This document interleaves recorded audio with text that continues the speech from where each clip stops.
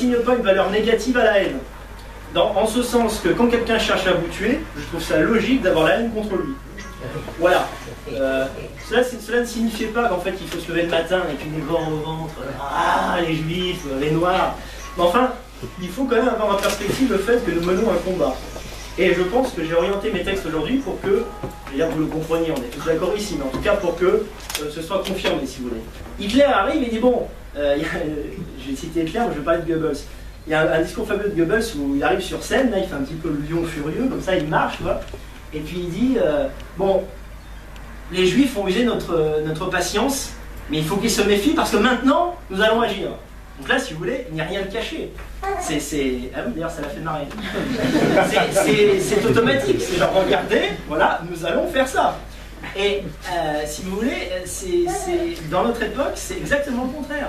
Avant que vous arriviez à choper un juif qui vous dise « Mais vous savez, ma race, c'est la meilleure et nous, on est en train de vous niquer, gna gna gna gna », mais jamais, même sur le lit de mort, oui, la terre est plate. Jamais, jamais, jamais. Donc, cette sournoiserie, si vous voulez, il faut à tout prix à la fois la combattre, mais à la fois en user quand cela nous sert, et surtout faites prendre conscience à votre entourage, des gens qui sont gauchos, des blancs, etc. Vraiment, il faut vraiment axer sur le fait que notre race est amenée à disparaître parce qu'il y a des personnes qui veulent nuire à notre race. Ma conférence pourrait s'arrêter là. C'est-à-dire que ce qu'il faut que vous reteniez, c'est que nous menons une guerre. Docteur Conversano s'apprête à vous faire un exposé complet sur la maladie qui est en train de mener l'Europe de l'Ouest au trépas inexorable, lentement mais sûrement. Le gauchisme. Le gauchisme est une maladie incurable, fortement contagieuse, transmissible par le sang de père et de mère encartés au Parti communiste, à EELV, au FDG ou chez les socialopes. Un des symptômes les plus visibles de cet effrayant mal moderne se présente sous la forme de ce que j'ai fini par appeler la fascistophobie, dans le sens où les misérables cités plus avant sont torturés à l'idée que le fascisme est à la porte de Paris même, à l'heure où je vous parle, prêt à surgir de nouveau et à tous nous envoyer sans discernement en camp de concentration germanique. Le fascistophobe est un moralisateur immoral qui est incapable de rendre heureux son animal de compagnie. Mais gare à vous si vous osez lui avouer que vous n'avez rien à foutre de la souffrance des migrants ou des enfants somaliens. Le fascistophobe est tellement envahi par la haine des dirigeants autocrates, la haine de la haine, de la haine, de la haine, de la haine, que le destin des moines tibétains le préoccupe davantage que la santé de ses parents, celle de son couple ou de ses meilleurs amis.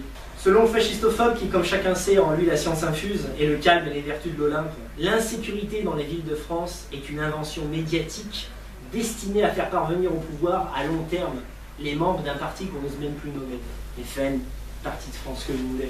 Pourtant, quand sur son chemin il a le malheur de croiser une bande de maghrébins patibulaires, par prudence, il change tout de même des trottoirs. Et ça, je peux vous assurer que c'est quelque chose qui m'est arrivé très souvent.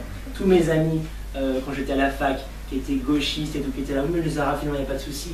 Il suffisait qu'un soir on sorte et qu'on soit en infériorité numérique, genre 3 contre 5 salles boucaques, et ben on était sur le même trottoir, et tu avais mes amis qui changeaient de trottoir. Je me disais, mais pourquoi vous changez de trottoir? Sous prétexte qu'ils sont arabes, vous avez peur de vous faire agresser peut-être? Non, mais c'est pas ça, on ne veut pas attirer les ennuis. Comment attirer les ennuis? Quand tu marches, tu attires les ennuis, quoi. C'est quoi cette logique de bougnoule en fait? Normalement, dans un pays blanc, tu marches en fait. C'est genre, salut, enchanté, tu vois. Non, là, ils ont intégré le risque que marcher, si vous voulez, c'est dangereux en fait, parce que si tu veux, le bougnoule, tu le gênes en fait, tu marches, vas-y, qu'est-ce que tu fais sur la même rue que moi, quoi, sérieux quoi. Et les mecs, ils ont intégré ça, genre c'est tout à fait normal. Cet homme ne gagne que 3 pesos par mois, pourtant il a l'air très heureux. J'ai vu une photo comme ça, je vous assure, quoi. Le mec, j'ai pas retrouvé, il a mis ça, tu vois. Ouais, c'est-à-dire que bon. Une seule de vos chaussettes suffirait à nourrir 20 enfants somaliens. Vous y pensez, vous, des fois? Ben, le fascistophobe, il y pense, vous avez compris? Quoi d'autre? Ah oui, ça c'est le chef-d'œuvre. Le jour où l'on comprendra que les blancs et les noirs sont égaux, je retrouverai le sourire. J'ai vu ça aussi sur un mur d'un ami, qui n'en est plus un, mais enfin. Le fascistophobe est prêt à croire le premier bougre qui donnera le nom d'un curé pédophile. Ah ça ils aiment bien. Genre, oh je suis allé à l'église, ah curé pédophile. Non attends, laisse-moi raconter mon histoire, rien à voir avec la pédophilie. On dirait que c'est une égalité de fait. Curé, définition, un pédophile. Ah bon? Dans le même ordre d'idée, c'est un point terrible, le fascistophobe trouve que c'est très fasciste de débattre du fait que 2 parents d'un même sexe aient le droit ou non d'élever un enfant. Oh, c'est un anti-débat, figurez-vous. D'ordinaire amoureux de Freud et de Lacan, quand il s'agit de sauver sa santé mentale à lui, le fascistophobe devient réfractaire à tout psychologisme quand la question des conséquences sur la sexualité future du bébé adopté et sur son équilibre général sont mises en avant par des afro-réactionnaires que nous sommes. Et ça aussi, c'est une chose que j'ai vécue. Souvent, les homosexuels sont très centrés sur leur souffrance psychologique. C'est-à-dire qu'en fait, ils se cassent un nombre de pieds. Ils sont là genre, ah, mais il faut vraiment que j'aille consulter un psychologue parce que j'arrive pas à le gérer, ce genre psychologique. Après, tu dis, mais par contre, le fait que tu vas élever un gosse avec un mec du même sexe que toi. Ah non, non, mais ça n'a rien à voir. Hein, parce que je veux dire, l'altérité homme-homme, ça crée un truc. L'enfant, il est bien, quoi, tu vois. Bon, d'accord. Il fait ce qu'il veut, en fait. C'est un connard. Le fascistophobe est celui qui a une peur bleue des fascistes. Alors, si vous en croisez un dans la rue, au hasard d'une de vos déambulations révisionnistes, parce que je vous connais, enfouissez votre minois hitlérien sous un drap blanc, faufilez-vous derrière ce gentilhomme, tentez une approche discrète, et à l'instant où celui-ci se retourne, bondissez sur votre proie et exhibez vos idéaux toxiques et criminels en jouant les ectoplasmes. Bouh!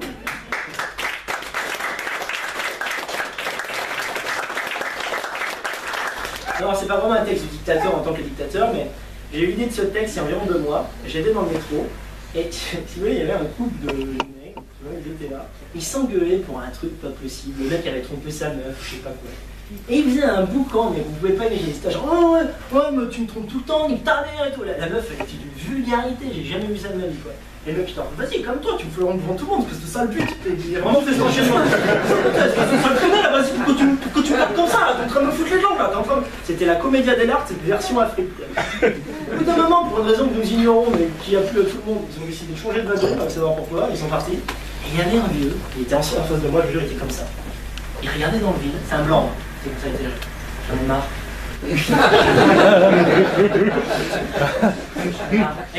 Il a dit 3 fois et ça m'a bouleversé. Et en fait, je me suis dit, j'ai transfusé mon idéologie dans la tête de ce vieux, parce que je vois qu'il en a plein le cul à 30 ans, mais que ça doit être à 60. Quoi. Et je l'ai augmenté de la haine que ce mec semblait avoir, parce que je vous dis franchement, je n'ai pas encore cette haine du quotidien. C'est-à-dire que quand je vais dans le métro, je vois une négresse avec son môme dans le berceau. J'ai pas la haine parce que si vous voulez j'ai plus un sentiment d'incongruité que de colère. Un peu comme si vous alliez sur une plage en Espagne et puis vous voyez un pingouin quoi. Donc moi, en fait, c'est donc ça le maximum de Paris dans les années 2000. Des kebabs à gogo, des banques, des Pakistanais qui vous vendent des tours Eiffel en plastique au pied de la colline avec la vue sur le Sacré-Cœur. C'est dingue comme les gens ont intégré l'idée que c'était devenu normal de ne plus croiser un seul commerçant français aux endroits clés de la capitale. Ça participe d'une distribution raciale des boulots que la masse a complètement accepté. Style, bon maintenant, bah ouais, c'est le Turc qui fait des crêpes, c'est l'Hindou qui s'occupe de mes fleurs, et c'est le Shintok qui vend mes camels. Allez, il n'y a aucun souci. C'était inespéré. Ne pas avoir inventé la roue et se retrouver à 450 balles par mois à rien branler dans une maison avec l'électricité, le chauffage, internet, la téloche, une cuisinière et tout le team. Bref, c'est Noël tous les jours quand un Africain envoyé en France. Absolument toutes les raisons de croire au bon Dieu. Mais vous savez, je leur en veux pas. Je comprends leur migration. On leur tend un gâteau, tu m'étonnes qu'ils essaient de taper dedans. On n'a jamais vu une génération aussi demeurée à travers les siècles. C'est inédit, les consoles de jeux sorties en boîte, les journaux de Canal+, les tweets, les randonnées, les vacances d'été à Istanbul. Le programme est complet. Pathétiques avortons, je les déteste en mourir. Je comprends de mieux en mieux que certains finissent par donner leur amour à un klebs ou un putain de chat. Il y a plus de profondeur dans l'œil d'un bâtard acheté à Maxiso que n'importe quel étudiant à Sciences Po QV 2015. Ah là là, j'arrive pas à le croire. J'arrive pas à croire que j'ai tenu jusqu'en 2015. C'est un genre d'exploit en soi. Il est temps que je sorte de l'armoire. J'aurais pu d'ailleurs choisir Sciences Po Paris comme site final. La fabrique numéro 1 à connards en tout genre. Quand la Le Pen y est allée, tous les fils à maman du périmètre lui ont présenté leur trou de balle en agitant des banderoles. Nous sommes tous des enfants d'immigrés. Nous sommes tous des enfants d'immigrés. Nuance, vous êtes tous des enfants d'enculés. Ce qui a fait de vous et sans surprise des enculés. Simple question de logique. Bon là j'avais une boule à un autre endroit, comme un ulcère de la langue. Ça me faisait une douleur lancinante, une douleur sans véritable position otagique. Tu sais, j'étais mal vu quand même. C'était trop dur. Faire encore 1 mètre dans ce monde gluant ne rimait plus à rien pour moi. Je crois qu'en lançant une vidéo sur internet, un ressort s'est pété dans ma tronche. C'était une interview conduite par Christophe Barbier, le mec à l'écharpe rouge. J'avais l'impression d'être un taureau en cage qui attendait d'être libéré pour foncer dans le lard de tous ces sacs à foutre.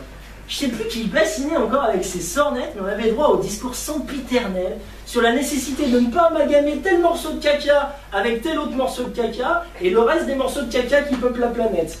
Encore une fois, je pose la question. Je suis le seul que ça dérange de voir les mêmes ganaches faire la pluie et le beau temps depuis un demi-siècle sur nos postes de télé et à la radio. Duhamel. Putain, mais il a quel âge, Duhamel? 400 ans. Et Franz-Olivier Gisbert. Et BHL. Et Serge Julie. Et Plenel. Putain, ils m'ont crevé un jour, c'est trop demandé. La boule m'a presque empêché de vivre jusqu'à midi. Et puis, en appuyant dessus, j'ai trouvé la solution. La violence. Après un examen et une séance notée, je l'ai eu, ce foutu certificat de port d'armes. J'ai dit à l'instructeur, en lui laissant croire que je les connais, bien sûr. C'est bon? Maintenant, j'ai le droit de tuer des gens? Et là, il m'a répondu en se marrant. Et je suis sûr, il n'en pouvait plus. Ouais, c'est bon. Hier, vous pouviez pas, maintenant, vous pouvez. Ah, sa naïveté m'a fait rire. Il suffit de tout révéler aux gens étant si sincère qu'on vous croit dans l'ironie, et tout passe comme une lettre à la poste. En passant devant un kiosque à journaux, je tombe sur une affiche promotionnelle. L'art d'aujourd'hui s'invite au musée d'Orsay. C'est comme ça, mais c'est comme ça que je l'ai mis. Oh putain, de quoi craindre le pire. J'étais allé dans ce musée il y a au moins 30 ans avec ma nana de l'époque. Je suis pas un spécialiste de peinture, mais je me souviens avoir été émerveillé du début à la fin. Du beau à perte de vue, en haut, en bas, à droite, à gauche, il y en avait pour tous les goûts. Non, mais même ça, fallait qu'ils finissent par me le dégueulasser. Le concept était simple, ils avaient fait la même chose à Versailles quelques années avant. Dans chaque pièce, à côté de Rembrandt, Renoir, Picasso, ils allaient foutre des œuvres modernes, c'est-à-dire des objets. Une grenouille en plastique, du papier toilette fluo, des fourchettes accrochées ensemble pour figurer je ne sais trop quoi. Le but étant, je cite, ne pas rire s'il vous plaît, c'est interdit d'ailleurs d'en rire, de créer un dialogue intergénérationnel et poétique entre l'art d'hier et l'art de demain. C'est-à-dire un pont entre l'excellence et la nullité, un chemin sans retour. On leur a pas demandé leur avis, mais Gustave Doré et Claude Monet devront, qu'ils le veuillent ou non, ces salauds de réactionnaires, eh bien ils devront dialoguer avec des cubes blancs et des zigzags débiles à la Jackson Pollock. Je vais leur en donner, moi, du dialogue. Ah, on va dialoguer, les modernes et moi, on va même beaucoup dialoguer. Vous allez voir, ça va être du haut niveau de dialogue. En face de moi, dans le métro, aïe, une blanche roule de grosses pelles à un asiatique. Je suis à deux doigts de changer de projet et de me les faire sur le champ. C'est criminel de manquer à ce point du sens de l'harmonie. Vous n'allez pas ensemble, les gars? Allô? Toi, t'es une petite rose, lui, c'est un sushi. Tu veux que ton gosse il soit bridé, salope? Hein? Gna gna gna, t'as pas réfléchi, gna gna gna, c'est l'amour, ça se commande pas. Pauvre conne, va. Tous commandent, tous décident, menteuse. C'est ça le problème, les jeunes, vous réfléchissez jamais à rien. Un truc qui te fait jeter ton génome à la poubelle, c'est pas de l'amour, c'est du poison. Capisci? Il nous gâche cette ville. Il nous gâche notre rapport au monument en général. Parce qu'il faut toujours qu'ils se foutent en plein milieu de notre champ de vision pour prendre des photos. Les Chinois sont des corps flottants coincés à l'intérieur de nos rétines d'ange. Des mouches volantes qui mettent une barrière entre nous et le sublime. Qu'est-ce qu'ils foutent là, bordel de merde? Qu'est-ce qu'un bridé y comprend à la souffrance d'un artiste français du 19e siècle? Qu'est-ce qu'un Chong ou un Nyang y comprend à Baudelaire? Putain de merde, je suis le seul à penser des choses aussi évidentes. J'ai shooté une bastos en l'air pour qu'ils se la ferment tous. Et j'ai dit le plus calmement possible. Maintenant, tous ceux qui sont dans cette salle d'accueil vont partir. La visite, ça sera pour une prochaine fois. Je vous donne 2 minutes. Et les gardiens, là, les gardiens, faites pas les marioles, ça sert à rien de crever pour quelques tableaux de merde, hein, en plus de pas armés. Allez, ciao, allez, fisa. Étrangement, j'ai été obéi. Personne n'a cherché à me contester. Pour les en remercier, j'ai décidé de garder ma furie pour la scène suivante. Mais j'ai pas pu tenir parole. En même temps, mettez-vous à ma place. Qu'est-ce que j'entends? Un couple dans le riche, je dirais quinquagénaire, qui dans leur fuite font déjà un commentaire sur la situation. Même en face de la mort, ces enculés, c'est plus fort qu'eux, ils peuvent pas arrêter de cogiter comme les socialistes. After the Charlie Hebdo story, what kind of country is that? Oh my god! Je parle assez l'anglais pour savoir qu'elle ne m'a pas plu cette réflexion. Donc je tire dans le dos de la femme. PAM! Son mari, ah non, allez savoir quoi, ne cherche même pas à savoir si elle vit encore. Rien à foutre, il essaie de sauver sa peau. Il bouscule les autres pour s'échapper de l'enfer des pauvres dans lequel il est tombé par malchance. Eh ouais, mon mot d'amour, mon coco, qui semble qu'il n'est pas vraiment sa cup of tea.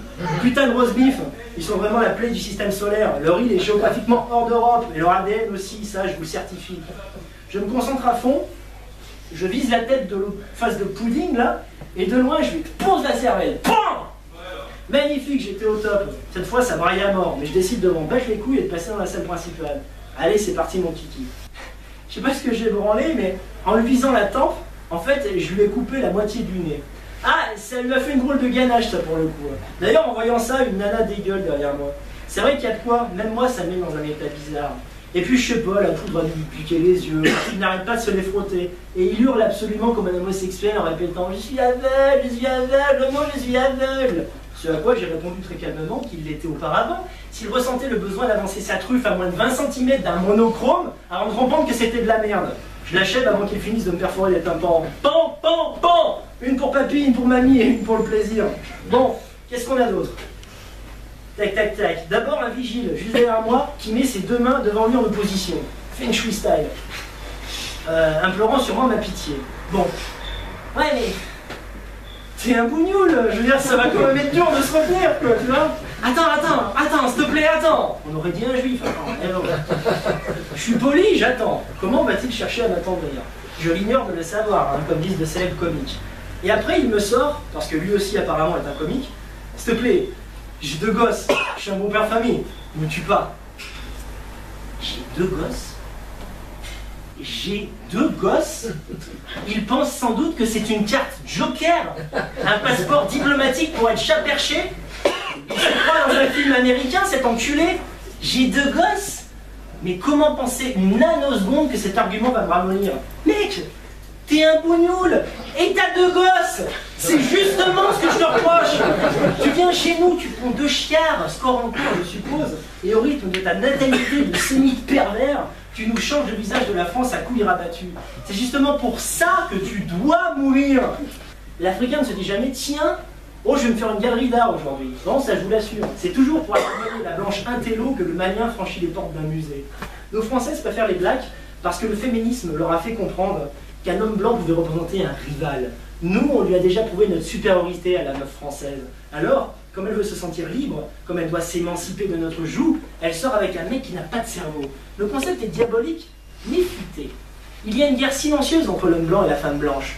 Je le sais, je la vois tous les jours, dans les rues, à l'école, en discothèque, au boulot, et je suis là, entre autres choses, pour y mettre un terme. Je jette un coup d'œil circulaire dans la salle principale, où je suis revenu un peu par hasard. Rien apparemment. Ou alors, chut, là derrière la statue. Chut. Oui, on dirait que ça se coupe. Je crois qu'un petit bonhomme se cache et joue son bateau. Sans réfléchir, je cours pour le prendre de vitesse. Ça y est, je le tiens. C'est un peu roux et frisé. Ça a l'air masculin, mais c'est pas sûr. Je chope par le callback. Ça pleure et ça crie. Je retourne pour voir le museau, et là... Tiens. Un phage. Le clou du spectacle. Je pensais que j'allais finir le texte sans en parler. Non. Dans tous les quartiers, je dis bien tous les quartiers où il y a des riches et des youpins, il y a 10 patrouilles au mètre carré. Et dans 93, personne pour constater que c'est devenu le Vietnam. Et pourtant, on reçoit des leçons de ces traîtres en uniforme. Faut pas faire ci, faut pas faire ça. Ouais, mais bon, Mokhtar, ça fait 15 fois qu'ils brûlent ma bagnole. Et toi, t'en as rien à battre. Au bout d'un moment, j'interviens, quoi. Ils sont là, tout penauds, à faire semblant de s'excuser. Bon, vous comprenez, on manque d'effectifs. Non, vous mentez, les mecs. Vos effectifs, ils sont dans le marais à surveiller si Benjamin est rentré en un morceau de son cours de clarinette. Et pour faire ça, vous avez besoin d'être 6, évidemment. C'est de couilles que vous manquez, pas d'effectifs. Qui vous paie et combien surtout pour me trahir à ce point-là? On suit les ordres, hein. On suit les ordres, monsieur Rennes de plus. Ah là, bon dos, la discipline, ouais. C'est pratique, la hiérarchie, comme excuse à la soumission. Quand on coupe pas une chute, on fait ça en fait. Écoutez, je vous remercie de m'avoir écouté. Bon. Ah putain, j'ai les cheveux. Je vous remercie beaucoup de votre attention. Je sais pas. Mes cheveux sont un poison, mais écoutez, c'est très bien, ça permet de... C'est d'un look que je cultive, parce que si vous voulez, c'est la dissonance cognitive en fait. Quand un gauchiste a affaire à vous, il vous regarde, il dit, mais vous pouvez pas être nazi, vous avez les cheveux longs. Ça marche pour tout, tu peux pas être artiste, t'es de droite. D'accord. Donc voilà, écoutez, j'espère que ça vous a plu, que c'est pas trop littéraire, trop gavant, et je vous propose que pour ceux qui veulent venir manger avec nous, désolé encore pour mon retard cathédralesque, et merci à vous, et gardez courage, ayez la haine au fond de vous, mais rendez-la constructive, pas comme ce monsieur que dont je viens de vous parler. Merci à vous. Bravo. Bravo.